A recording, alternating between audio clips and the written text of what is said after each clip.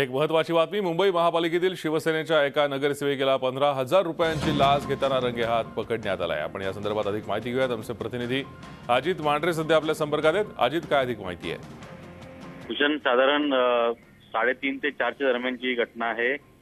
मुंबईतल्या दक्षिण आणि उत्तर वॉर्डच्या ज्या प्रभाग समिती अध्यक्ष आहेत हेमांगी चेंबूरकर यांनी एका हॉटेल व्यावसायिकाकडून 15,000 रुपये लाच आणि त्यांच्या पीएने 1,000 रुपये लाच घेताना मुंबई एसीबीने त्यांना रंगेहात पकडलेलं आहे। मुळात यांच्या प्रभाग समितीमध्ये एक हॉटेल आहे, ते जवळपास 1919 सालापासूनचं जुनं हॉटेल आहे। जवळपास त्या हॉटेलला आता 100 वर्ष पूर्ण होत आलेली आहेत।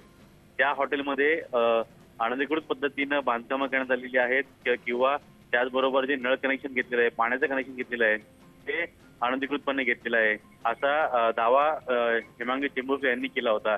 आणि ते संपूर्ण आपली प्रभाग समिती अध्यक्ष आहे, मी तुमच्यावर कारवाई करेन, तुमचं हॉटेल मी जमीनदोस्त करेन अशी वारंवार धमकी जो हॉटेल मालक आहे त्याला देण्यात येत होती। अशी तक्रार जो हॉटेल मालक आहे त्यांनी केली होती। शेवटी सुरुवातीला 25,000 रुपये लाच मागितली गेली हेमांगी चेंबूरकर यांच्याकडून।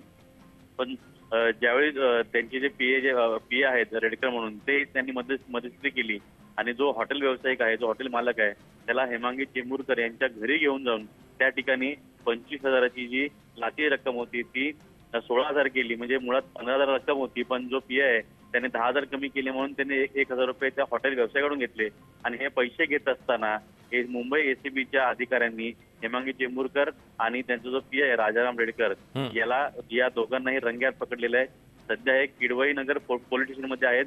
त्यांच्यावरती पुढे जी कारवाई आहे ती कारवाईची प्रक्रिया सुरू आहे। उद्या या दोघांनाही मुंबईतल्या न्यायालयामध्ये हजर केलं जाईल। धन्यवाद अजित या सविस्तर माहितीसाठी। झी 24 तास रहा एक पाऊल पुढे।